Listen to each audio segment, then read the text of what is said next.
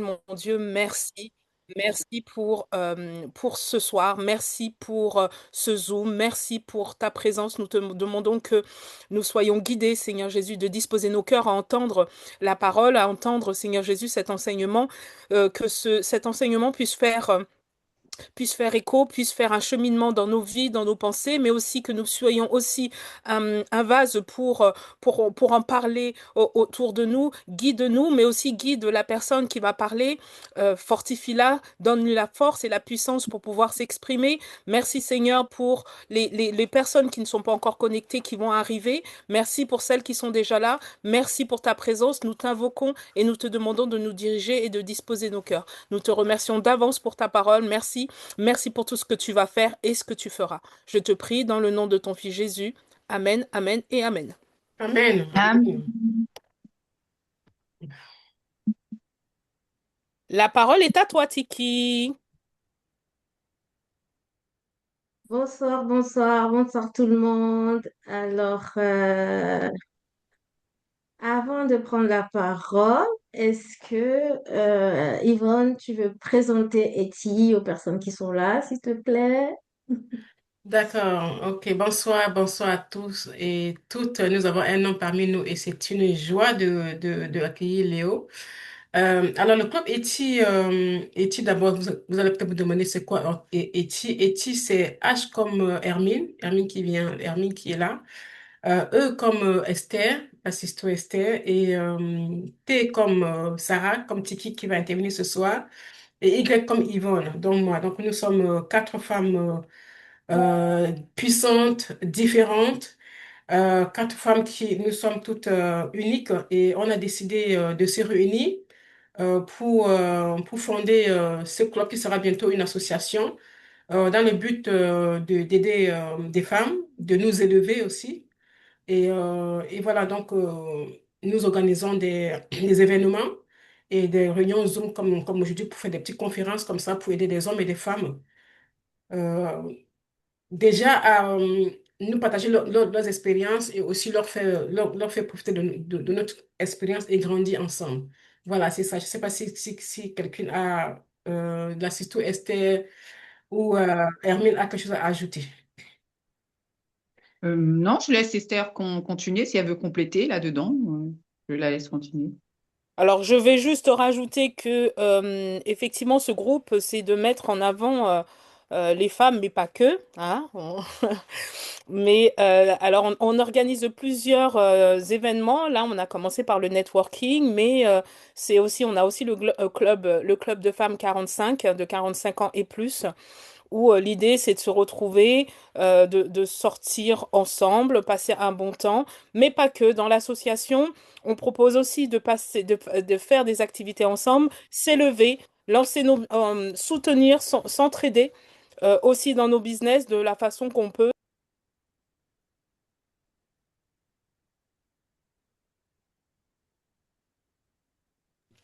Pardon, excusez-moi. L'idée c'est mettre en avant effectivement la femme entrepreneuse dans toute sa splendeur. Voilà, c'est sur ce point-là que je voulais, que je voulais clarifier. Donc, je te repasse la parole, Tiki.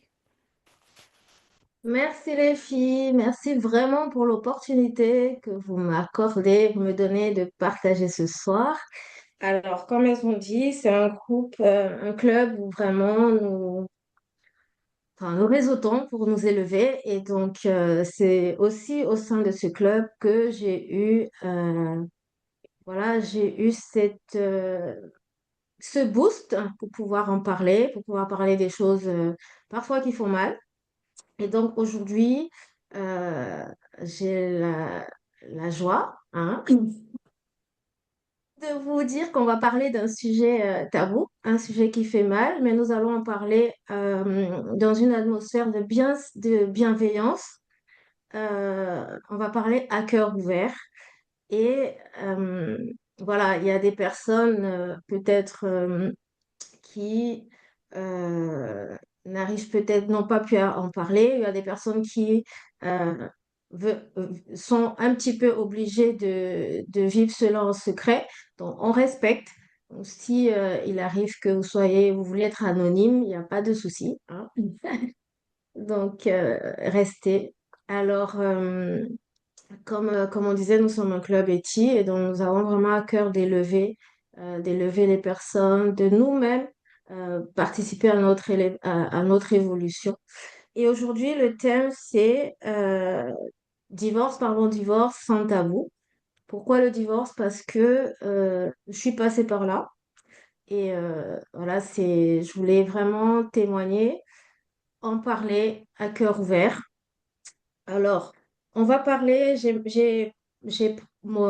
comment dire, j'ai annoncé un petit peu ce dont on allait parler à travers les posts. Donc, comment est-ce possible? Comment est-ce possible pour un chrétien, pour des personnes, d'arriver au divorce? Comment est-ce que c'est possible? Comment on peut imaginer? Il y a des personnes qui n'imaginent pas qu'on puisse en arriver là. Alors, ce que j'aimerais dire, c'est que nous ne devons pas oublier que nous sommes sous la chute. Bon, là, on est entre chrétiens. Voilà, si vous n'êtes pas chrétien, j'annonce que je suis chrétienne et donc je vais un petit peu parler divorce du côté chrétien. Et on est sous la chute, donc l'ennemi, Satan, euh, n'aime pas la famille parce que tout ce que Dieu aime, eh ben, Satan n'aime pas. Tout ce que Dieu fait, tout ce que Dieu bénit, ben, Satan détruit. Et donc, pourquoi est-ce que les divorces existent? Pourquoi est-ce qu'il y a des divorces? Simplement parce que c'est l'œuvre de l'ennemi. La première raison, c'est l'œuvre de l'ennemi. Il ne faut pas qu'on se leurre. Donc, dans le monde spirituel, on a le bon et le mauvais. Et ben voilà, l'ennemi agit.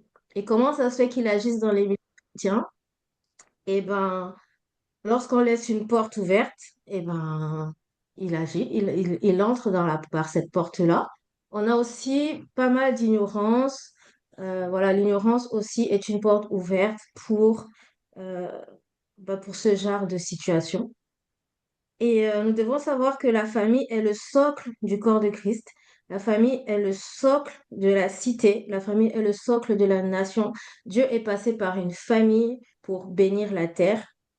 Et donc, une famille nucléaire unie, une famille nucléaire heureuse, papa, maman et les enfants, c'est deux familles, voire quatre, parce que le papa, le mari, il est issu de deux familles, la femme est issue de deux familles. Donc, lorsqu'il y a une famille unie et heureuse, eh ben, le résultat, c'est qu'il y aura quatre familles heureuses et unies. Pourquoi? Parce que la famille est aussi un vecteur de bénédiction. Pourquoi est-ce que c'est possible d'arriver là? C'est que bah, Satan, étant donné qu'il sait que la famille est le socle du corps de Christ, est le socle de l'Église, donc voilà, de l'épouse de Christ, eh ben, il va simplement vouloir la détruire. Donc, première chose, pourquoi est-ce que c'est possible? Comment est-ce que c'est possible? Ben, pour moi, enfin, on va pas donner toutes les raisons, mais c'est l'une des raisons primordiales, principales. Alors, pour revenir à notre soirée, j'ai oublié de dire, je vais pas parler longtemps. Je vais parler un petit peu de moi, de ce que j'ai prévu. Et après, je donnerai l'occasion à chacun de vous de partager aussi. Donc, vous aurez peut-être l'impression que je vais vite, que je parle pas de tout. On peut pas tout dire en une soirée parce que nous avons décidé de faire des réunions pas trop longues parce que le lendemain, on travaille. Donc, voilà. Et donc, première question, c'est comment est-ce possible? Donc, si vous avez des questions, n'hésitez pas à les noter et on en parlera après un petit peu plus en détail. La deuxième chose, comment vous en êtes arrivé là? Hum. Comment des chrétiens, en plus des pasteurs, peuvent en arriver là? Alors, je vais parler de mon cas. Alors, la chose qui me revient en premier, c'est que j'ai demandé au Seigneur. Parce que chacun de nous, nous avons un appel, nous avons une mission de vie. J'ai demandé au Seigneur de ne pas me laisser prêcher quelque chose que je n'ai pas vécu. Pourquoi je dis ça? Le Seigneur, parfois, il peut demander à quelqu'un de prêcher sur l'abondance financière et la personne est broke. Mais broke de chez broke. J'ai vu des personnes à qui le Seigneur a dit de prêcher sur l'abondance financière qui étaient vraiment broke. Et moi, quand j'ai vu ça, j'ai dit non, Seigneur, je ne veux pas prêcher un truc que j'ai pas vécu. Ce qui s'est passé, en fait, quand je pensais à ça, je croyais que le Seigneur allait m'appeler dans ce domaine-là, de prêcher sur l'abondance financière, voilà, sur la guérison. Et c'est plus tard, quand je me suis retrouvée dans la situation, que j'ai compris, en fait, je me suis souvenue que j'avais fait cette demande-là au Seigneur. Je lui ai dit, mais oui, mais pourquoi? Il me dit, mais je t'ai appelé à la restauration des cœurs brisés, je t'ai appelé à la restauration des familles. Tu n'as pas vécu une enfance difficile, donc tu peux pas prêcher sur l'enfance, tu peux pas prêcher sur l'expérience de l'enfance difficile. Bah, voilà, c'est arrivé ça, bah, tu prêcheras là-dessus. Est-ce que c'est Dieu qui a voulu le divorce pour que je prêche dessus? Non, soyons clairs, Dieu est bon, il est juste, il est parfait. Mais parce que je lui ai demandé ça, enfin, parce que une des choses que je lui ai demandé, c'était de ne pas me faire prêcher sur quelque chose que je n'avais pas vécu. Eh ben, il va utiliser ce que j'ai vécu pour que je puisse en parler, prêcher. Donc, parfois, nous demandons des choses. Quand nous demandons au Seigneur des choses, nous devons faire attention à ce que nous demandons. Alors, je répète, c'est pas Dieu qui a voulu que je divorce pour m'apprendre une leçon pour que je prêche, hein. Voilà, il faut bien faire la part des choses. La deuxième chose, l'autre porte ouverte, ça a été mon ignorance. Alors, je viens d'une famille unie et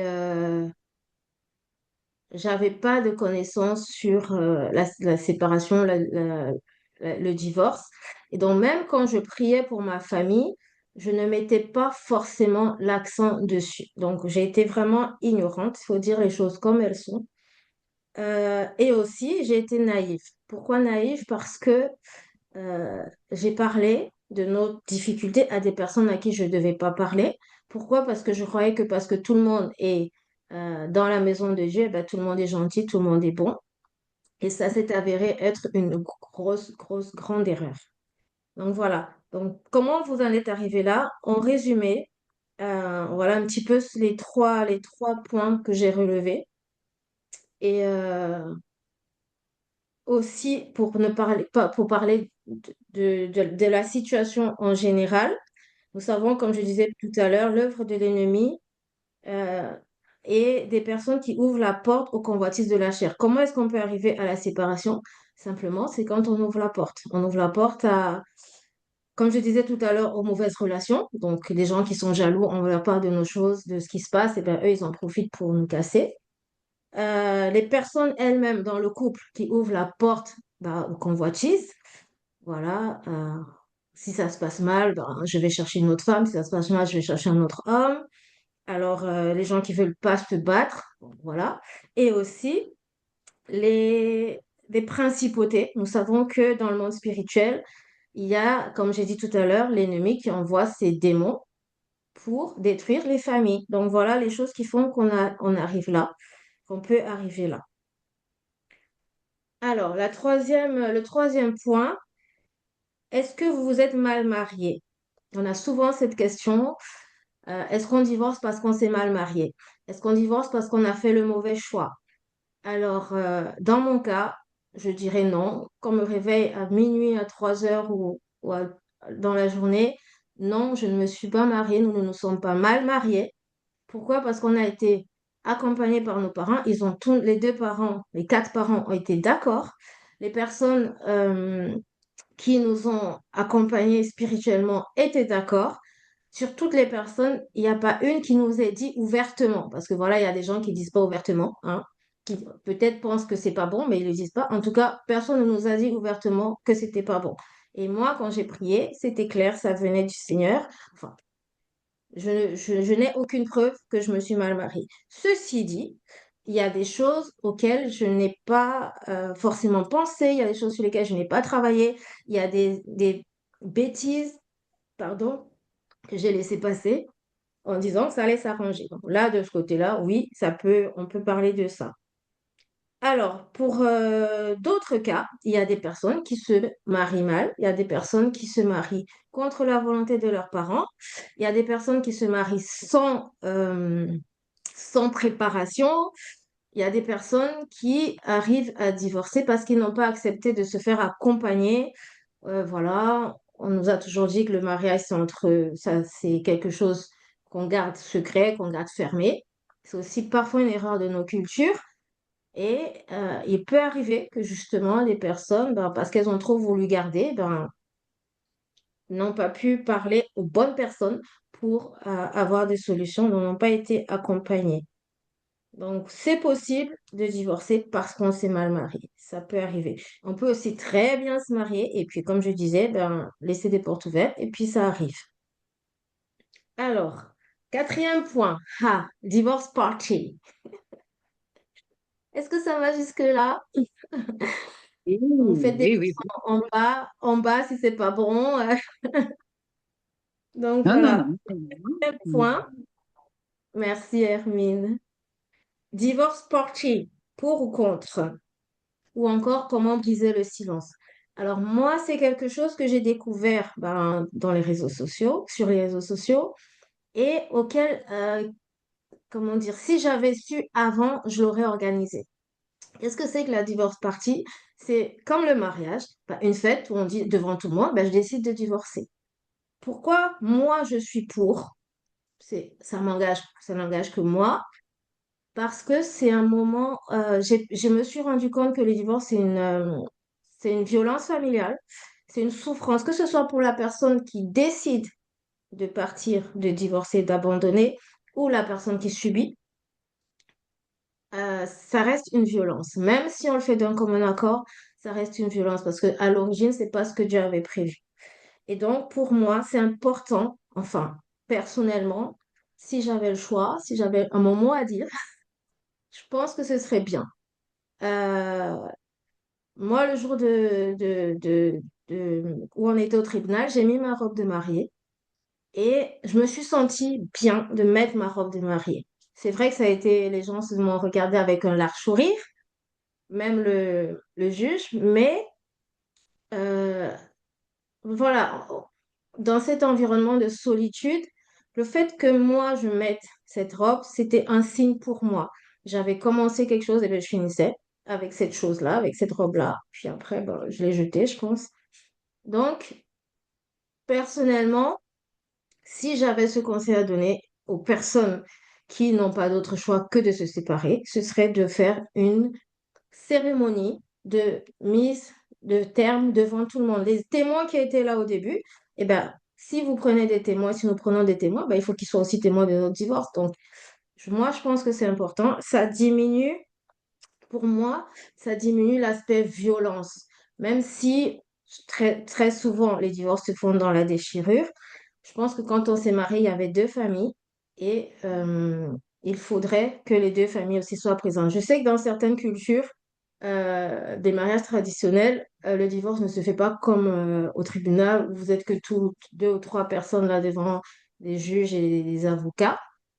Dans certaines cultures, le divorce se fait aussi en communauté. Et moi, c'est ce que j'appelle divorce party. Un moment important pour les familles, parce que dans le mariage, souvent, quand on se marie, on invite la famille, les amis, et dans le divorce, on pense qu'on n'est que tous les deux, mais c'est deux familles qui divorcent. Il ne faut pas qu'on oublie ça aussi. Donc voilà, pourquoi c'est pour ça que moi, je serai pour cet événement-là. C'est une sorte pour moi de commencer à briser le silence. Parce que dans certains milieux, encore aujourd'hui, et de toute façon, c'est vrai que le divorce, ce n'est pas la volonté de Dieu, mais je me dis, si vous en arrivez là, si nous en arrivons là, il faut qu'on assume. Et c'est une façon de commencer à briser le silence.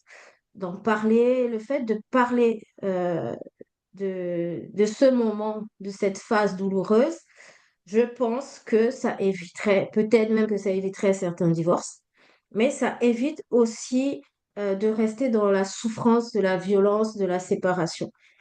Tout à l'heure, on va parler des enfants, que ce soit pour les conjoints, mais aussi pour les enfants, c'est important. Voilà, c'est pour ça que je voulais un petit peu parler de ça. Donc, des petites questions euh, qui pourront ouvrir le débat tout à l'heure. Alors, l'autre point qui est important pour les personnes qui divorcent et qui ont des enfants, c'est la question, et les enfants dans tout ça? Alors, pendant la procédure de médiation, j'ai eu vraiment du mal avec une phrase. Euh, il faut faire la différence entre le couple marital, le couple conjugal et le couple parental. C'est pas faux en soi. Mais dans la tête d'un enfant, c'est pas différent. Donc, quand on va se positionner en tant qu'adulte, oui, c'est vrai, on doit faire la différence pour savoir comment gérer les enfants, comment ne pas les blesser, comment leur expliquer la chose. Mais nous devons savoir que dans la tête des enfants, ce n'est pas différent. Le fait de savoir cela va aider nous, les personnes, voilà, qui passent par cette étape, par ces situations, à écouter l'enfant. Et pourquoi est-ce que souvent, bon, les psychologues et tout ça parlent de ça, c'est que les enfants, dans ces cas-là, veulent toujours remettre leurs parents ensemble. Le fait d'écouter l'enfant va euh, construire l'identité de l'enfant par rapport au mariage, j'ai envie de dire mariage divin, et même si on n'est pas chrétien, par rapport au mariage. Donc, vous savez, pour certains, que j'ai écrit un livre sur l'éducation du point de vue des enfants et que pour moi, c'est important d'écouter les enfants. Et ça s'est vraiment, vraiment accentué lorsque j'ai traversé cette phase de euh, vraiment écouter l'enfant. Alors, aimer ses enfants envers et contre tout. Il faut vraiment aimer les enfants dans ces moments-là. C'est vrai que quand on voit la tête des enfants, ils nous rappellent leur mère ou leur père, mais on doit, par rapport à cette phrase dont je parlais tout à l'heure, le couple conjugal et le couple parental, on doit avoir la force de se dire, OK, en tant que conjoint, on se sépare, mais en tant que parent, on ne se sépare pas. C'est important de trouver l'équilibre. C'est difficile, je suis d'accord, mais c'est important. Et comment on trouve l'équilibre? C'est en se disant, de toute façon, c'est son père, c'est sa mère, et l'enfant a besoin des deux pour construire son identité, pour se construire. Et en pensant à l'enfant, eh bien, ça sera plus facile d'accepter l'autre conjoint. Même si je sais que c'est difficile. Je sais que quelque chose de difficile, et donc, j'encourage voilà, à ne pas développer la haine dans leur cœur, le cœur de l'autre parent, leur dire la vérité au bon moment. Donc, pour revenir à mon cas, j'ai pas dit aux enfants la vérité tout de suite parce qu'elle n'était pas belle à dire aux enfants. Mais il s'avère que les enfants voient, ils savent, et donc ils ont compris. Et il a fallu que je leur dise la vérité. Et c'est vrai que c'est quelque chose de très difficile. Comment dire la vérité aux enfants? Comment leur parler de l'autre parent sans dénigrer l'autre parent, mais en disant la vérité. Voilà, c'est la vérité. On ne peut pas la cacher. Donc, on a dit qu'on parle sans tabou. On dit la vérité. On dit la vérité. Et surtout, on dit aux enfants, il n'a pas été un bon mari, elle n'a pas été une bonne épouse, mais elle est ta maman, il est ton papa, et tu dois l'aimer, tu dois le respecter. Dans mon cas, ça a été très difficile. Mes enfants, voilà, ils voulaient plus en entendre parler. Et j'ai dû vraiment prier, les accompagner et leur dire, bah, sans lui, vous ne serez pas là. On fait tous des erreurs. Et parfois, je profitais de leurs erreurs pour leur dire, bah, toi, t'as fait une erreur, je t'aime toujours. Voilà. Donc, c'est quelque chose faut prendre en compte. C'est pas évident. C'est évident, pas évident pour l'autre conjoint, mais c'est quelque chose qu'on doit vraiment travailler, sur laquelle on doit travailler. C'est ne pas développer la haine dans le cœur de l'enfant pour l'autre parent. Donc, les enfants n'y sont pour rien, n'ont pas demandé à être là. Ils sont pas la raison, la cause de ce qui se passe et il faut le leur dire parce qu'ils sont souvent convaincus que c'est de leur faute. On ne sait pas d'où ça vient. Sincèrement, franchement, je vois pas d'où ça vient parce que pour nous, c'est évident que c'est pas de leur faute, mais ils pensent que c'est de leur faute. Donc vraiment les rassurer, ils n'y sont pour rien, les comprendre et nous aussi, voilà, les écouter, prier avec eux et travailler à leur restauration. Donc voilà, en ce qui concerne les enfants, c'est un petit peu sur ce point que c'est ce que je voulais apporter, voilà, partager par rapport aux enfants. Et c'est beau de voir les débuts difficiles. Donc, vous avez vu sur mes posts, c'était de la trahison à la restauration. C'est tellement beau de voir un enfant retrouver son sourire, réapprendre à aimer voilà, l'autre parent, c'est tellement beau que on se dit, bah voilà, ça fait partie, c'est aussi ça la restauration. Parce que parfois on croit que la restauration, c'est passer d'une étape à une autre. Euh, c'est là qu'on parle de restauration, mais c'est aussi le processus, c'est aussi les petites victoires, voilà, euh, de la douleur qui s'amenuise, le bonheur malgré la situation, tout ça, ça fait partie de la restauration. Et donc, pour finir pour cette partie, comment se relever après un divorce? Alors, euh, ça dépend vraiment des situations. Bon, je vais parler de mon cas, parce qu'aujourd'hui, c'était témoignage de Tiki. Déjà, j'avais pas conscience, euh, j'avais pas conscience que je souffrais dans mon couple. Ce qui fait que la restauration, elle s'est mise en place, elle a commencé à se mettre en place quand j'ai réalisé que je souffrais déjà avant la demande de divorce. Donc, quand déjà on n'accepte pas euh, la souffrance, eh il faut commencer par l'accepter. Accepter que la séparation, c'est une violence familiale. Comme je dis, que ce soit pour la personne qui part ou la personne qui subit, ça reste une violence familiale, donc le reconnaître. Accepter déjà, reconnaître quelque chose, c'est le début de la restauration, c'est le début de la réparation, c'est le début du changement. Euh, Reconnaître que Dieu est bon et veut nous bénir. Alors, bon, je suis chrétienne, comme vous savez, j'aime le Seigneur, je marche avec le Seigneur depuis que je suis dans le ventre de mes parents. Je marche pas, mais bon, je connais le Seigneur depuis que je suis dans le ventre de mes parents. Et c'est vraiment, vraiment en écoutant le Seigneur que j'ai pu commencer à me relever. Je lui ai demandé déjà, comme je vous ai dit, si je m'étais mal mariée. Il m'a dit non, c'est clair. Je lui ai demandé ce qu'il veut que je fasse. Il m'a demandé de rester à ma place. Donc, rester à ma place, je pense que ce sera un autre sujet parce qu'il n'y avait pas que la place dans la famille, il y avait aussi la place dans l'église. Parce qu'en fait, voilà, il y a eu non seulement la séparation familiale, mais elle a entraîné, comme je suis pasteur, aussi un rejet de l'église, au niveau de l'église. Donc, il fallait que je guérisse de tout ça.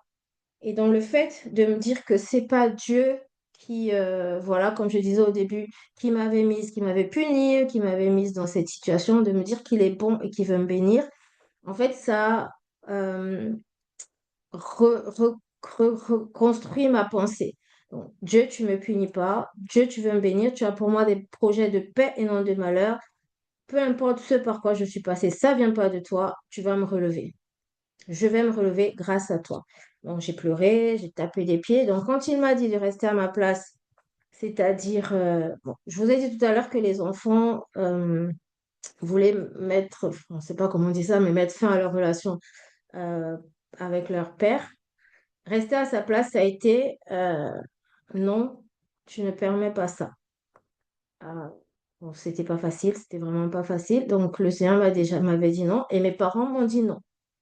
Donc, ce que je vous dis, c'est pas quelque chose que j'ai fait tout de suite, hein, voilà, ça a été un cheminement. Ok, Seigneur, ben ouais, je reste à ma place en tant que personne qui doit apprendre aux enfants à continuer d'aimer leurs parents.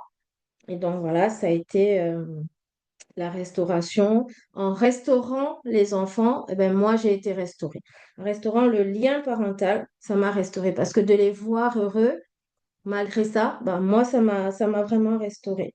Donc donc, savoir que Dieu veut nous bénir, prier, donc vraiment prier, s'entourer de bonnes personnes. Je pense qu'on peut écrire un livre dessus, il y en a plein qui ont écrit d'ailleurs.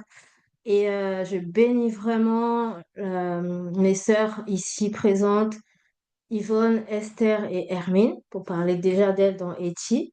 Il y a d'autres personnes, je ne vais pas les citer pour les protéger. Elles se reconnaissent, mes filles spirituelles, mes filles spirituelles, des personnes que le Seigneur m'a envoyées bah, du nord, du sud, de l'est et de l'ouest, qui ont été vraiment là. Et des personnes qui m'ont justement, qui étaient présentes euh, au début quand je suis arrivée en France et qui ont vu en fait ce qui se passait pour qui pensaient même que c'est moi qui aurais demandé le divorce. Donc, qui m'ont vraiment entourée, qui m'ont encouragée, qui m'ont permis aussi de voir, d'accepter de regarder les choses en face, parce que voilà, ça, il faut le dire. Acceptons de regarder les choses en face, ça va nous aider à être restaurés. Donc, prier, s'entourer de bonnes personnes et surtout travailler sa restauration en profondeur. La restauration, c'est un processus.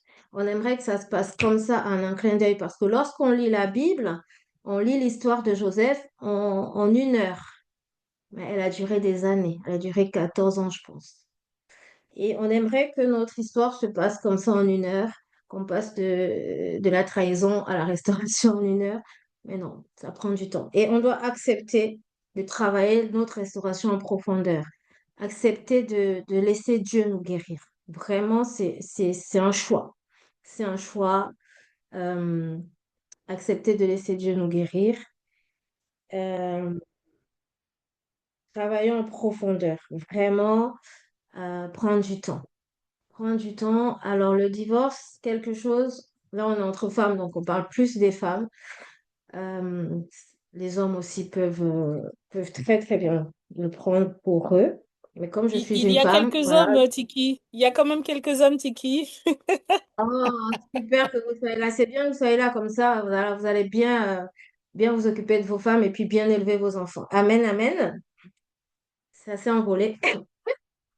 Alors, Euh, le divorce agit sur nos trois domaines, le spirituel, l'émotionnel et le physique, esprit, âme et corps. En esprit, comme je vous ai dit, c'est Seigneur, tu m'as abandonné, Seigneur, voilà. Dans mon cas, à cause du divorce, on m'a empêché de prêcher et je me suis sentie comme le Seigneur qui était séparé de son père. Seigneur, pourquoi m'as-tu abandonné? Je me suis vraiment sentie comme ça parce que voilà, c'était la prédication, c'était toute ma vie. Enfin, la prédication, le service euh, à l'église, c'était toute ma vie. Et donc, en esprit, c'est ça. Donc, on peut être, voilà, affaibli spirituellement. Pour ça, je dis qu'il faut prier, se rapprocher du Seigneur, connaître le Seigneur tel qu'il est. On peut être, euh, on peut être touché par, ça touche dans notre âme. Donc, la restauration de l'âme aussi. Tout ce qui est la trahison, ça fait l'objet de, voilà, des heures et des heures de, de, de lecture, hein, de prédication, d'explication. C'est pas une mauvaise chose d'aller voir un psy. Moi, j'en ai vu, mes enfants en ont vu. Donc, vraiment, travailler sur l'âme, travailler avec aussi des guides spirituels qui vont vraiment travailler avec vous l'âme en profondeur.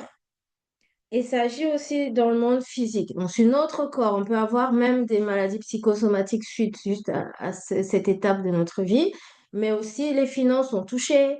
Voilà, vraiment les finances. Euh, Je parlais tout à l'heure de l'âme, l'espoir en l'avenir. Il y a plusieurs choses dans le monde physique qui sont touchées. Et donc, la restauration doit se passer à ces trois niveaux-là. Et pour conclure, et pour faire notre publicité, vous avez là des personnes qui peuvent vous aider, nous aider, parce que moi, j'ai été aidée par chacune d'elles, hein. Donc, Yvonne, qui est Love Coach, donc qui nous aide à nous retrouver, euh, à réapprendre à nous aimer pour ne pas accepter des gens toxiques, voilà, des relations toxiques. La coach Hermine, coach pour maman solo, qui, lorsque tu es arrivé dans cette situation-là, bah, il faut que tu t'en sortes en tant que maman solo et que pareil, hein, que tu fasses pas de mauvais choix, que tu saches que tu peux t'en sortir. Donc, elle est là pour ça. Et puis, la coach, euh, la coach Esther,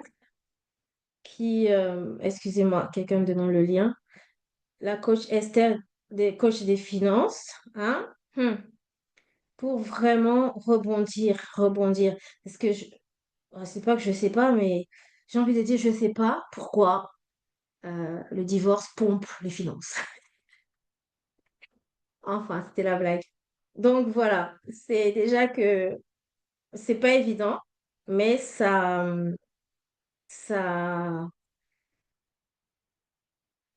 voilà. Donc, se retrouver au niveau des finances. Donc, la coach Esther Donc, est là aussi pour nous faire rebondir, nous faire avoir de l'épargne, trouver des solutions donc, par rapport à ça. Donc, voilà un petit peu. Je voulais pas être trop long, mais je voulais vraiment. C'est ces sujets-là que j'avais à cœur pour ce soir. Alors, moi, je pense que je vais arrêter là et je vais répondre aux questions. Alors, nous avons une question de Léo.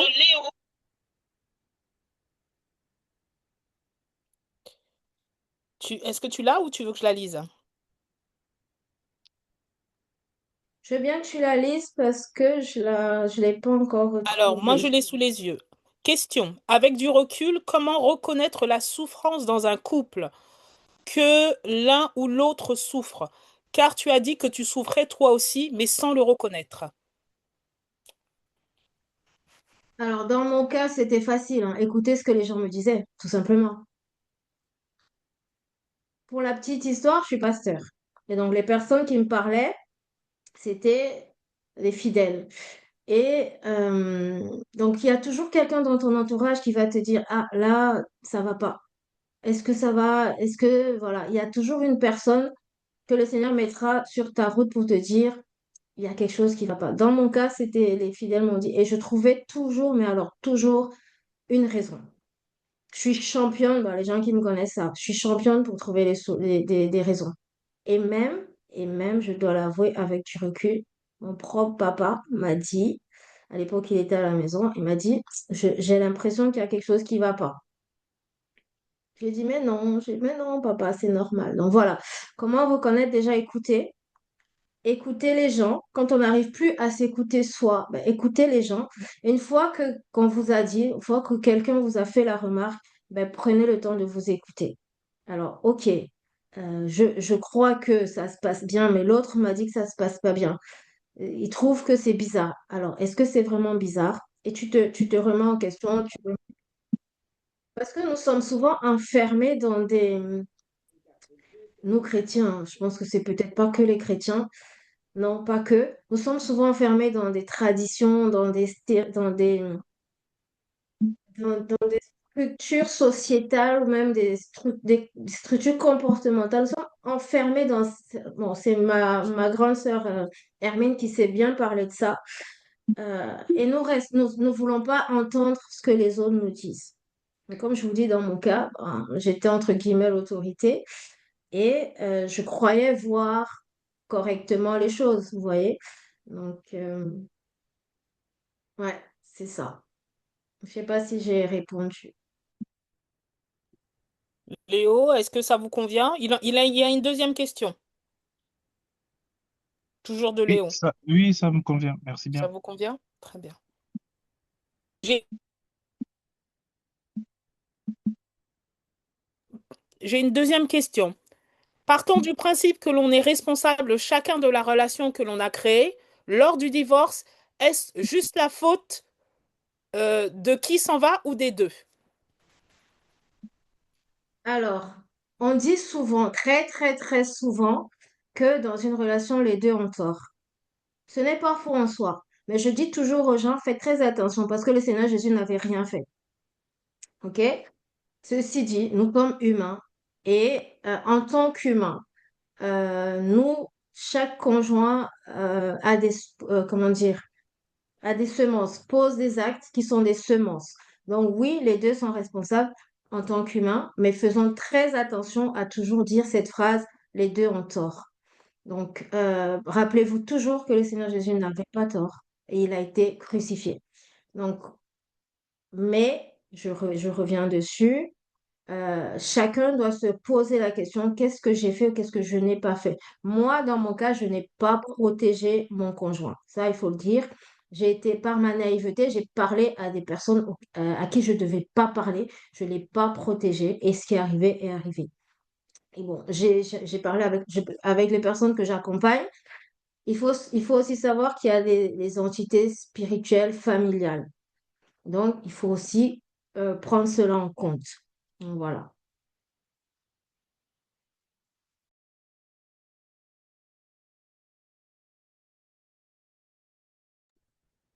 Ok, donc Ok. c'était l'autre question. Est-ce qu'il y a d'autres personnes qui veulent poser une question en direct?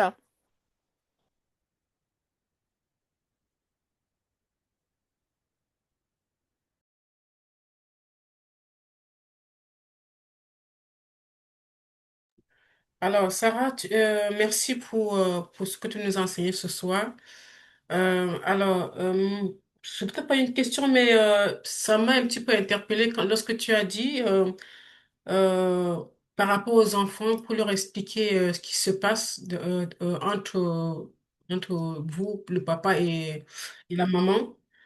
Donc, il faut dire aux enfants, je n'ai pas été une bonne épouse ou bien le papa n'a pas été un bon époux. Et ça m'a un petit peu interpellée, quoi. Est-ce que tu penses que tu peux développer un petit peu pour nous permettre de comprendre pourquoi tu as choisi ce mot-là, je n'ai pas été une bonne épouse? Parce que je ne sais pas, parce que moi, pourquoi je pose la question? Parce que je pense que pour les enfants, je trouve que c'est, enfin, le mot, voilà, peut-être que tu vas nous expliquer pourquoi est-ce que tu as choisi, vous avez choisi de dire, je n'ai pas été un bon époux, j'ai pas été une bonne épouse, mais nous t'aimons. Ce que tu as dit, c'est très bien, nous t'aimons. C'est vraiment ça, nous, ou bien nous vous aimons. C'est vraiment ça voilà, qui m'a interpellée, en fait. Si tu peux un peu développer, s'il te plaît. Alors, dans notre cas particulièrement, euh, comment dire, les enfants ont assisté à un certain nombre de situations enfin, qu'on ne pouvait pas cacher. Ouais, il y a des couples où il se passe des choses, mais les enfants ne voient pas, et puis on leur dit du jour au lendemain, ben, papa et maman, ils ne s'entendent pas, on va se séparer. Mais là, dans certains cas, les enfants assistent à des situations de l'un ou de l'autre conjoint. Et là, on peut pas dire aux enfants, on peut pas dire des mensonges puisqu'ils ont vu. Ils se rendent compte que ça correspond pas à l'image qu'ils ont, ça correspond pas à la volonté de Dieu. Bon, maintenant, dire, voilà, un bon conjoint ou bon, voilà, peut-être, ça reste dans l'ordre du jugement de valeur, mais dire, il a fait ça qui n'est pas bien, voilà. Mais ça change pas, ça ne change pas le fait qu'il t'aime, ça change pas le fait qu'il t'ait donné la vie. Donc, c'est vraiment faire la part des choses entre ce qu'il a fait. Donc voilà, c'est vrai ce que tu dis, c'est pas dire qu'il a pas été un bon conjoint, mais dire ce qu'il a fait n'était pas bien, n'est pas bien, ce qu'elle a fait n'est pas bien, mais il ou elle t'aime. Voilà, c'est un petit peu ce que je voulais dire. Je sais pas si c'est plus clair. Pardon. Oui, pardon, j'ai fermé la caméra. Oui, merci, oui, c'est plus clair. Oui, là, ça me convient mieux, merci. Merci, Yvonne. Alors moi j'ai une question, Tiki.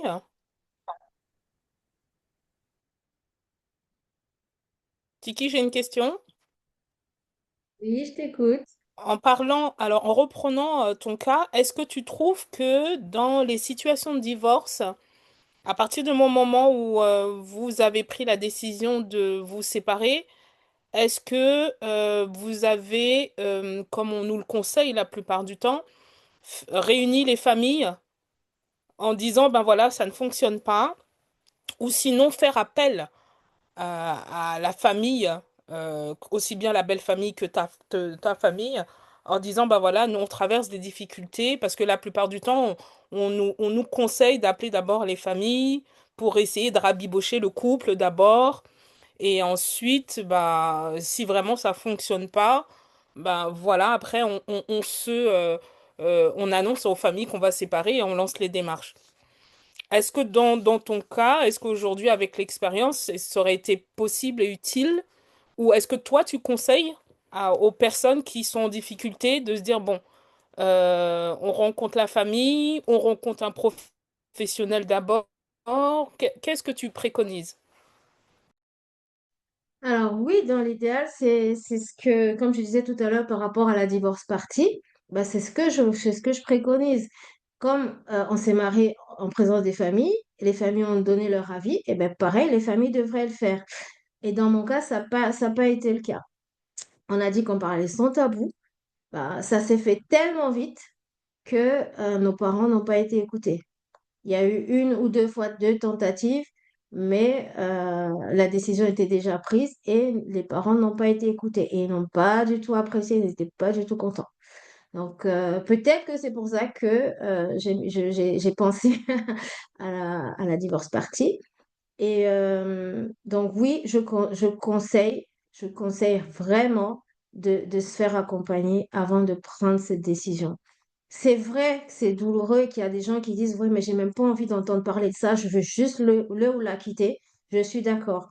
Mais lorsqu'on établit que pour se marier, il faut que les familles soient d'accord. Il faudrait qu'on établisse pour se marier que au moins les familles soient mises au courant de la situation. Donc, dans mon cas, ça n'a pas été fait et moi, je conseille de réellement le faire. Ouais, Maintenant, c'est un peu aussi le rôle aussi des témoins. Est-ce que les témoins peuvent être des personnes, parce que on choisit nos témoins au mariage, est-ce que ces personnes-là peuvent aussi être des personnes à qui on pourrait se confier pour aider avant d'arriver à ce moment fatidique, en fait, tout à selon fait. toi? C'est pour ça que dans l'accompagnement des couples, à l'époque où je le faisais, on conseillait aux personnes de bien choisir leur conjoint. Il y a des communautés où leurs conjoints, pardon, leurs témoins, il y a des communautés où les témoins ne sont pas de l'âge des personnes qui vont se marier, ils sont plus âgés justement pour avoir leur mot à dire. Mais aujourd'hui, nous sommes dans une société où les couples n'écoutent plus leurs parents, ils n'écoutent plus leur guide spirituel, ils n'écoutent plus, voilà, personne. J'ai décidé. Et dans mon cas, c'est ce qui s'est passé. J'ai décidé, j'ai décidé. Bon, il y a eu des tentatives hein, voilà,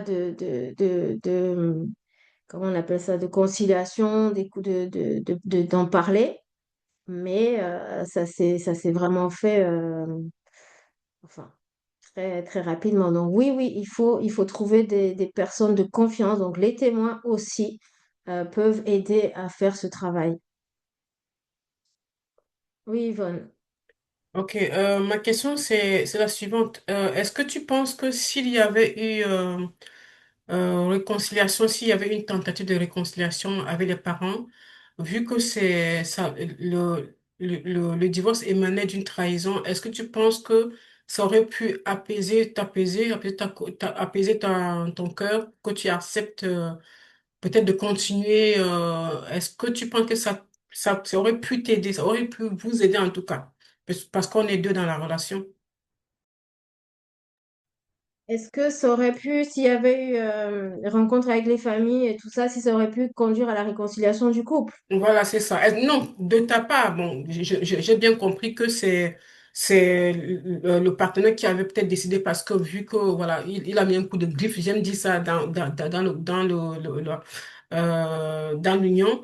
Est-ce que s'il y avait eu une réconciliation, t'as dit les sages de la famille, c'était entendu pour une réconciliation entre vous, ou en tout cas pour vous écouter.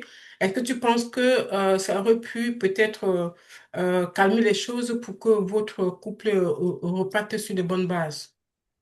Est-ce que j'aurais pardonné? Voilà, c'est ça. Alors, oui et non. Enfin, oui et non. Oui, j'aurais pardonné parce qu'en fait, justement, une des raisons pour laquelle j'ai écrit le livre, c'était aussi par rapport au pardon. Reste à ta place en pardonnant.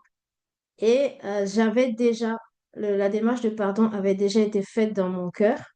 Et donc, si cette démarche avait eu lieu en plus, oui, ça aurait été facile. Parce que dans mon cœur, j'avais déjà pardonné. Et donc, oui, c'est important de alors, ce n'est pas toujours évident pour les familles de faire ce travail-là parce que les familles sont blessées. Parfois, nos familles ont plus mal de ce que nous vivons que nous-mêmes. Et donc, parfois, ils ont juste envie de dire, ah non, on veut même pas entendre parler de ça, faites ce que vous voulez. Ça peut arriver. Mais dans le cas où ça n'arrive pas et que les familles acceptent de s'unir, je suis persuadée que c'est salutaire. La Bible est claire là-dessus, hein. Le Seigneur demande à ce qu'on se réconcilie. Donc, tant qu'on peut le faire, soyons en paix avec tout le monde et ben, faisons ce travail-là. Ok, merci. Est-ce qu'il y a d'autres questions pour ce soir? Ne soyez pas timide. Sinon, marquez-le dans le chat si vous voulez pas. poser la question oralement. N'hésitez pas.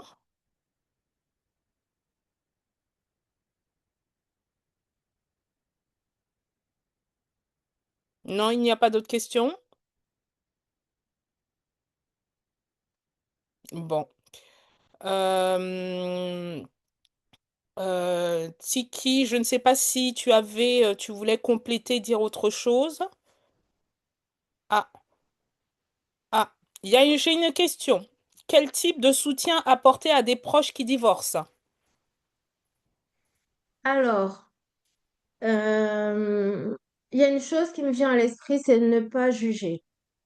Ne pas juger et aussi ne pas prendre parti. Moi, je sais que j'ai vraiment souffert de la prise des gens qui ont pris parti et ne pas prendre parti. Et je crois qu'on peut le faire tous, hein, ça peut arriver à tout le monde. Si tu fais mal à ma sœur, ben voilà, ça peut arriver. Mais le premier soutien, c'est de ne pas juger. Comment as-tu pu en arriver là? Toi, t'es pasteur, toi, t'es ceci, toi, t'es... Comment tu peux en être arrivé là? Voilà, ne pas juger. Première chose. Deuxième chose, ne pas prendre parti.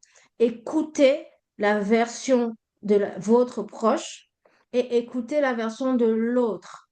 Comme je dis souvent aux gens, allez voir mon mari, il a certainement des choses qu'il peut vous dire que vous allez comprendre pour ne pas lui en vouloir. Mon mari, euh, euh, mon ex-mari, allez le voir et demandez-lui. Donc, première chose, ne pas juger. Deuxième chose, ne pas prendre parti, euh, avoir toutes les versions et j'ai envie de dire rameuter le maximum de personnes, comme Yvonne disait, pour travailler à la médiation. Parce que, voilà, on dit souvent que la France aime le divorce, mais en France, tu divorces pas sans médiation. On vous oblige presque à avoir une médiation. Mais bon, vous pouvez la refuser, mais c'est, voilà, avoir une médiation pour vraiment en parler, c'est important que les deux parties en parlent. Ensuite, comme je disais tout à l'heure, on a le soutien spirituel, donc prier, vraiment prier. La prière, c'est quoi? C'est de demander au Seigneur, Seigneur, ma sœur, mon ami, ce couple, pardon, excusez-moi, passe par cette étape. Qu'est-ce que tu en dis? Que vois-tu? Comment vois-tu les choses? Quel est ton aperçu de ce qui se passe? Donc, spirituel, émotionnel, donc être présent, Pour ceux qui sont vraiment être chrétiens à la présent. prière, hein. Pour les autres, vous pouvez zapper cette partie. Alors, pour les autres, tout être humain est spirituel. Tout être humain a un esprit. Et donc, vous prenez le temps de rentrer en vous-même et de vous poser la question.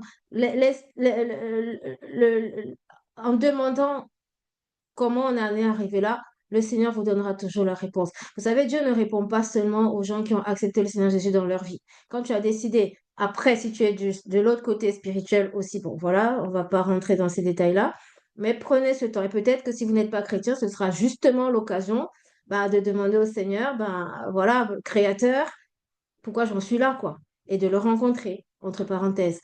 Donc, le soutien émotionnel, donc vraiment être présent pour la personne, c'est-à-dire si vous savez le faire, traverser les étapes de la restauration, enfin les étapes, oui, de la restauration, c'est-à-dire qui commence par l'acceptation. J'ai mal parce que ça me fait mal, soit de partir, soit de, voilà, d'être dans cette situation. Euh, Être écouté, voilà, émotionnellement, et puis faire comprendre à la personne qui peut être suivie par un psychologue, par voilà, quelqu'un, c'est important que de rester seul. Ne pas, surtout pas rester seul et en parler. Le silence est meurtrier. Le silence tue plus que le divorce. Le divorce est meurtrier, voilà, j'expliquerai ça plus tard, mais le silence tue. Donc, ne pas parler, ne pas en parler, ça peut être vraiment destructeur, plus destructeur que le divorce en lui-même. Donc, voilà. C'est comme ça, moi, je pense, c'est les points qui me viennent à l'esprit là pour soutenir des personnes qui divorcent. Et ne pas faire comme moi, non, c'est interdit, non. Ne pas commencer par là. Ouais, j'étais comme ça à une époque, avant que ça ne m'arrive. Est-ce qu'il y a d'autres questions? Avant qu'on puisse passer la parole à quelqu'un d'autre et clôturer le sujet de ce soir. Ah oui. Comment divorcer de son mari en étant persuadé qu'il est sous un envoûtement et confirmé par au moins trois prophètes? Alors, la question est, c'est qui ces prophètes qui peuvent pas délivrer ton mari? Première question. Personnellement, s'ils ont vu que ce qu'ils ont confirmé, ils n'ont qu'à le délivrer, s'ils sont des vrais prophètes. Maintenant, c'est vrai que parfois, il faut l'accord de la personne, mais je suis persuadée, convaincue que trois prophètes peuvent se mettre ensemble pour délivrer ton mari. Donc, je pense que c'est au-delà de ce qui est dit, il faut vraiment creuser. Comment trois prophètes confirment un envoûtement, ils ne délivrent pas. Moi, voilà, j'ai des doutes un petit peu. Ça n'engage que moi. Pardon, ça n'engage que moi. Mais s'ils sont des prophètes de Dieu, ils le délivrent dans la prière. Alors, s'ils ont confirmé à distance, excusez-moi, hein, là, voilà, bon, pardon, je me calme. S'ils ont confirmé à distance, il n'y a pas de frontière dans le monde spirituel, ils peuvent briser l'envoûtement. Donc, ils peuvent briser l'envoûtement. Et puis, je rigole parce que j'ai ma grande sœur qui se moque de moi. Pardon, mais pardon. Je me moque pas de sujet, c'est ma grande sœur parce que je me suis un peu énervée. Pardonnez-moi. Donc, première chose, demander à ces trois prophètes-là de s'unir, de jeûner et prier pour briser l'envoûtement. Deuxième chose, comment divorcer? Alors, si la question se pose de comment divorcer, ça veut dire que ce mari-là ne veut pas divorcer. Donc, s'il ne veut pas divorcer, la question est pourquoi il veut rester? Hmm. Donc, moi, je pense que c'est ces questions-là qu'il faudrait se poser et déjà lui en parler, lui dire, ben, je crois que ça ne va pas. Soit on se fait accompagner, soit je vais mettre fin à la relation. Je veux mettre fin à la relation. Donc, ouais, par rapport à ça, je suis catégorique. S'il y a trois prophètes, moi, avant d'aller parler divorce, que ces trois prophètes-là prient. Je vais laisser mes sœurs répondre pour ne pas être très émotive par rapport à cette question. Alors moi, je voudrais bien compléter. Alors, c'est pas moi la pro, hein, c'est Tiki qui a la casquette, mais ceci étant, dans tous les cas, on peut aujourd'hui, il est facile de divorcer si ce n'est pas par consentement mutuel, par contentieux. Donc, même si la personne de l'autre côté n'est pas d'accord pour divorcer, il est tout à fait possible de divorcer par contentieux sans son accord. Même s'il n'est pas d'accord, en fait. Voilà, c'est ce que je veux dire, excusez-moi. Tu as tout à fait raison parce que c'est ce que j'ai vécu. Donc oui, c'est possible et ça dure. Bon, pour ça, il faut quitter la maison. Donc s'assurer qu'on va, bon, on donne, hein, on répond, hein, parce qu'il y a la question. Donc c'est dommage de donner ce genre de réponse, mais c'est la réalité. Donc quitter le logement et surtout aller signaler à la police qu'on a décidé de quitter le logement parce que l'autre conjoint peut porter plainte pour abandon de domicile et c'est pas bon pour vous qui quittez. Donc, et au bout de 2 ans, faire la demande de divorce, et au bout de 2 ans de vie non maritale, ben, le divorce est prononcé, que vous le vouliez ou non. Non, c'est passé à Je six sais mois pas. maintenant. C'est plus 2 ans. C'est 6 mois maintenant. Ah ouais, Oui, la loi est carrément. passée, c'est 6 mois maintenant. Donc, c'est facile de divorcer pour ceux qui veulent divorcer. C'est pas impossible. Je crois qu'il y a une autre question là qu'elle a posée. Oh non, c'est pas une question. Donc, elle dit que son mari était venu à l'église, mais il n'a jamais été délivré. Ok. On pourra en parler en privé parce que il peut y avoir beaucoup de choses derrière. Est-ce qu'il est réellement envoûté? Est-ce que c'est une blessure de l'âme qui fait qu'on a l'impression que c'est l'esprit qui est touché? Est-ce que c'est un envoûtement voulu ou non voulu? Et dans ce cas, il faut vraiment prier pour détruire les entités spirituelles qui, qui pèse sur lui, involontairement, parce que s'il est venu à l'église et qu'il voulait délivrer et qu'il n'a pas, donc peut-être qu'il n'est pas envoûté, simplement. Donc, vraiment Et dans creuser tous par les cas, rapport à... on invite la personne à contacter directement Tiki pour que vous puissiez en parler un peu plus en profondeur, parce que là, je pense que le sujet est beaucoup plus deep. Et ça va être difficile en tout cas, si elle le souhaite, bien entendu, hein. Si cette personne souhaite avoir un peu plus d'informations, un peu plus en profondeur, qu'elle contacte Tiki directement. Est-ce qu'il y a d'autres questions? Alors, s'il n'y a pas d'autres questions, je vais laisser Hermine, Yvonne et Esther en dire quelque chose si vous voulez. Je vais regarder sur Facebook s'il y a des questions. Très bien. Eh bien, dans ces cas-là, Hermine, je te laisse la parole. Je te laisse reprendre le relais. Est-ce que c'est OK pour toi, Hermine? Ok. Bonsoir à tous ou rebonsoir à tous, à ceux qu'on n'a pas dit bonsoir et qu'on n'a pas pu voir, hein. Bon, moi, je suis Hermine, une des cofondatrices du Club Eti que ma sistou Esther a expliqué tout à l'heure et la sistou Yvonne a expliqué, ainsi que la sistou Tiki. En tout cas, moi, je suis ravie que vous soyez là pour ce thème qui est très, très profond et très intéressant. Moi, la seule chose que je pourrais rajouter dans tout ce que a parlé Tiki aujourd'hui, c'est que le divorce, c'est tout le monde, hein. C'est pas que chez les chrétiens que ça se passe. On va dire, c'est international. C'est international. Que tu sois musulman, que tu sois chrétien, pois chiche, cafard, tout ce que tu veux, hein, le divorce, c'est là. Maintenant, c'est malheureux, c'est que c'est des moments qui sont très pénibles.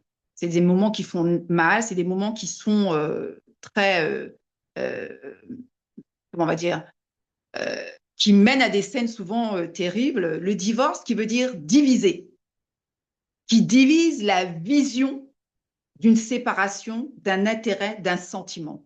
Divorce, ça divise. Ça divise quoi? Une vision. Une vision qui a été établie par deux personnes. Mais maintenant, le divorce arrive pour plusieurs raisons. L'adultère, la cruauté physique, mentale, enfin bref. Le divorce a plein de choses. Mais une des choses qu'il faut qu'on sache, c'est que qu'on arrive à ce point-là, c'est peut-être parce que dès le départ, dès notre fondation, qu'est-ce qu'il y a eu? On s'est marié pourquoi? On s'est marié à cause de la famille, parce que les gens ont dit, parce que ceci. Est-ce qu'on a pris le temps d'apprendre à connaître cette personne-là?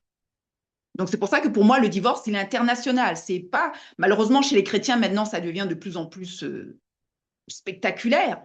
Euh, c'est censé être, on va dire, des endroits où on peut avoir des exemples, on va dire, d'amour, de bien-être, de compassion, et c'est complètement différent. Mais le divorce touche tout le monde.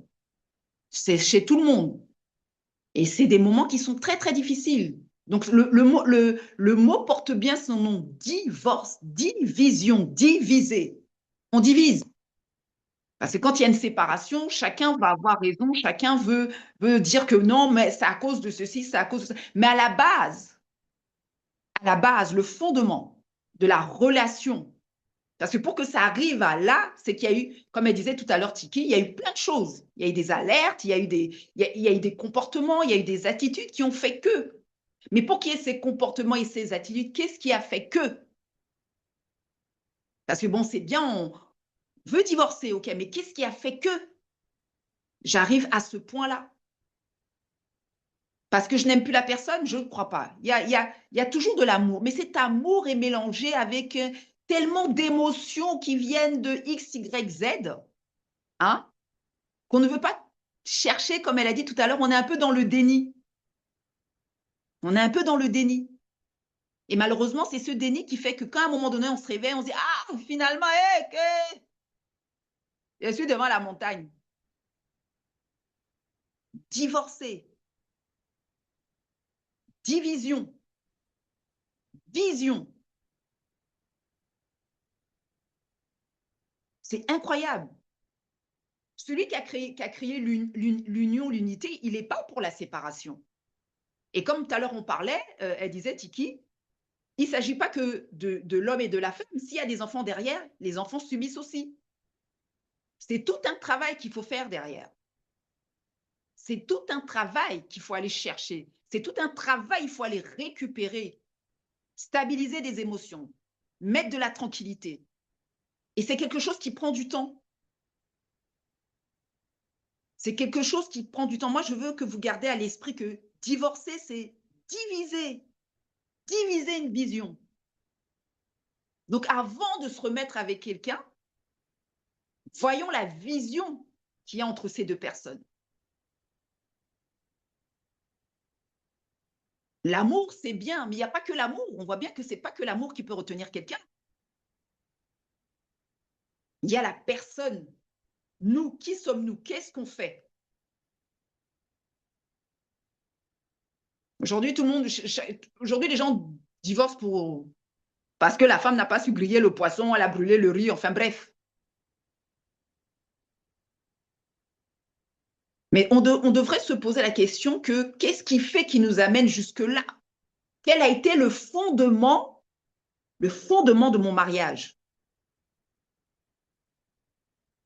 Quelle a été ma relation avec cette personne? Pourquoi je me suis mise? Même si la famille est d'accord, même si les copains sont d'accord, même si les copines, mais toi, pourquoi? Parce que finalement, le voyage, c'est toi qui vas le faire avec cette personne.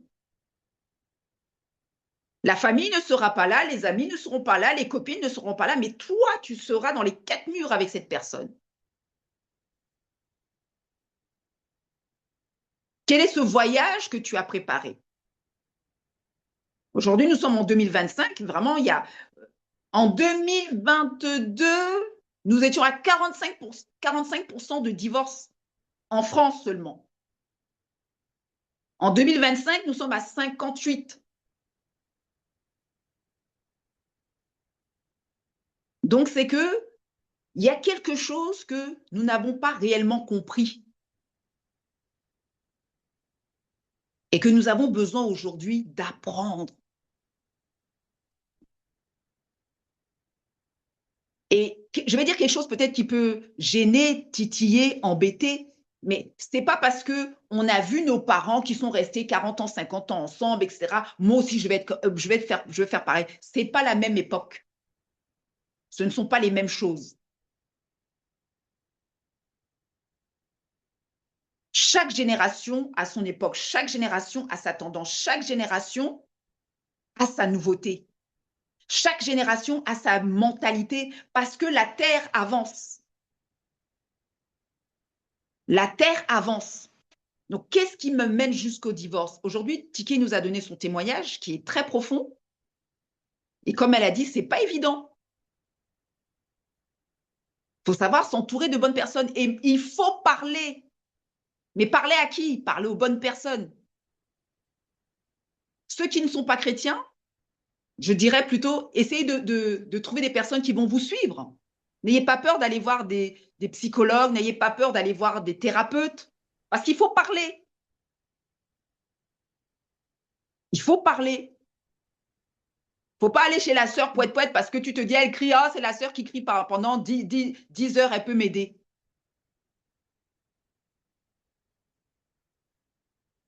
Donc, je pense que ce soir, vous avez reçu les tips par rapport au divorce. Je pense qu'il y aura un deuxième volet. Je ne sais pas si Tiki, tu vas préparer un deuxième volet. Hein, pour encore aider toutes ces personnes qui feront en sorte plus tard d'éviter d'arriver jusque-là. Mais pour ça aussi, c'est un travail sur soi. C'est un travail sur soi. Donc, je vais remettre la parole à mes sistous, si vous avez des choses à rajouter. Je veux simplement que vous gardez ça à l'esprit. Divorce, division, diviser la vision. Sur ce, je te repasse la main, Sistou Esther. Eh bien, je vais juste... Yvonne, je ne sais pas si tu avais quelque chose à dire sur ce sujet. Non, je n'ai pas connu le divorce, donc je n'ai pas, comme moi, j'aime toujours témoigner par rapport à mon vécu, exactement comme Sarah. Donc, je n'ai pas connu le divorce, donc je peux pas intervenir là-dedans, en fait. C'est ça. Donc, en tout cas, merci pour ce que j'ai appris ce soir et ça m'a touché, divorce parti. C'est une bonne idée. Ouais, c'est une bonne idée, donc je retiens ça. Et en tout cas, merci et merci pour ton expérience, de nous avoir partagé ton expérience. Donc, je ne peux pas parler de divorce parce que je ne connais pas. Je n'ai pas vécu. Ok, bon bah très bien. Je crois que il faut qu'on respecte un peu le timing quand même. On a un petit peu dépassé, donc moi j'ai pas d'autre chose à rajouter. Donc pour moi, mon travail s'arrête là, hein. Ma mission s'arrête là. Tiki, je ne sais pas si tu vas avoir les mots de la fin pour qu'on puisse après clôturer. Merci à tous pour votre présence, merci pour votre attention, merci pour vos questions. Sachez que le club Eti reste ouvert, hein. Si vous avez d'autres questions que vous ne voulez pas poser en direct, envoyez-nous un petit message et on y répondra avec plaisir. N'est-ce pas, Tiki? J'ai pris l'initiative, mais Tiki répondra avec plaisir, en fait. À Tiki, je te laisse la main. Merci Esther. En tout cas, merci à chacun. Je voulais vraiment dire merci à Pasteur Floricia qui est là, qui est venu me soutenir. C'est voilà, un pasteur qui a aussi vécu ce genre de choses. Voilà. Donc, merci beaucoup, pasteur, d'être là. Merci à chacun de vous pour votre présence et vous me direz en privé si, si vous auriez aimé qu'on parle d'autre chose. Donc, n'hésitez pas. Et donc, je ne sais pas si on a le lien de si on peut mettre le lien des TI. Je l'ai pas préparé. En tout cas, je pense que tout le monde qui est connecté à nos coordonnées, à mes coordonnées. Et donc, voilà, je reste disponible et pour ceux qui, si vous connaissez des personnes qui ont besoin de restauration, j'ai un programme qui s'appelle 21 jours pour poser les bases de ta restauration. Ça, c'est pour la restauration des couples, dont les personnes qui traversent des difficultés et qui veulent tout essayer pour ne pas divorcer. Donc voilà. C'est aussi un programme pour vraiment ceux qui ont décidé de divorcer mais qui veulent divorcer en paix. Voilà. Donc c'est ce programme-là. Donc j'ai aussi le programme de restauration individuelle. Donc c'est pareil, 21 jours. Pourquoi 21 jours? Parce que euh, il faut 21 jours pour prendre les bonnes habitudes. Et donc, voilà, je mets en place ce programme-là. Donc, n'hésitez pas à me contacter si vous voulez euh, travailler sur... merci Yvonne et Hermine pour les liens. Si vous voulez travailler sur la restauration commence par l'acceptation de- voilà, du besoin, de reconnaître qu'il y a quelque chose qui ne va pas. Et aussi, ça recommence par notre restauration. Euh, La question qu'on va souvent me poser, est-ce que tu es sûr que tu es totalement restauré? Écoutez, on n'est jamais totalement, enfin, on n'est jamais, on le sera quand on sera avec le Seigneur, mais je peux le dire avec fierté que aujourd'hui, j'ai atteint un certain niveau de restauration qui fait que je peux conseiller des personnes à passer par la restauration, voilà, parce que je sais en qui j'ai cru, je sais qui m'a mené là où je suis, je sais qui m'a relevé, et je suis pas arrivée là seule. Donc, je pense que si je suis pas arrivée seule, je peux être aussi cette personne qui sera là pour toi, voilà, pour les personnes qui, selon vous, qui ont besoin d'être accompagnées. Donc, n'hésitez pas. C'est vraiment, voilà, on veut vraiment être là. Et comme je vous ai dit, chacune de nous euh, peut apporter quelque chose. Donc, que ce soit pour vous-même ou pour quelqu'un que vous connaissez. Donc, voilà, écrivez-nous et on mettra ça en place. Donc, moi, je suis convaincue que Dieu est bon, il est juste, il est parfait et a pour chacun de nous des projets de paix et non de malheur. Et voilà, je vais faire une prière globale par rapport à cette souffrance qui touche de nombreuses familles. Bon, là, j'ai voulu parler de moi, et je sais qu'il y en a plusieurs parmi vous qui ont connu peut-être ça dans leur famille. Et donc voilà, j'ai vraiment à cœur de prier par rapport à ça. Et que Le Seigneur nous a promis il nous a dit qu'il est mort à la croix, qu'il a été oint pour guérir les cœurs brisés. Il est mort à la croix, il est ressuscité pour que nous soyons guéris et restaurés. Et voilà, même si tu ne crois pas en Dieu, moi, je crois en lui et je crois qu'il t'aime parce qu'il t'a créé. Et je vais prier pour, non seulement pour vous, mais pour les personnes que vous allez rencontrer qui traversent ces situations et pour qui vous serez des lumières. Donc, prions. Seigneur notre Dieu, notre Père, nous te bénissons, nous te rendons toute la gloire, nous te disons merci. Merci pour ces temps que tu nous as accordés. Merci Seigneur pour cette paix, cette force que tu me donnes aujourd'hui pour pouvoir parler de ce sujet de divorce, de séparation, de division d'une vision commune. Et Seigneur, merci de ce que tu veux restaurer des personnes au travers de mon témoignage, mais pas que. Tu veux restaurer des personnes parce que c'est ton cœur, c'est le cri de ton cœur, c'est ta mission, c'est pour ça que tu es venu sur la terre. Tu es mort et tu as été ressuscité.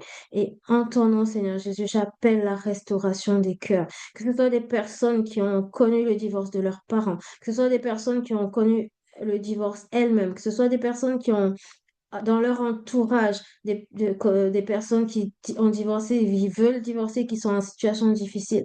Je prie, Seigneur, j'invoque ton sang, le sang de l'alliance, le sang du rachat, le sang du pardon, le sang de la réconciliation pour chacune de ces familles. Et je crois fermement que parce que tu es le Dieu de la restauration, que ces familles sont restaurées. Tu es le Dieu des familles et tu veux bénir chacune de nos familles ici représentées et toutes ces personnes qui écouteront plus tard cette vidéo, au son de ma voix, je sème la restauration dans leur cœur, dans leur vie, dans leur famille.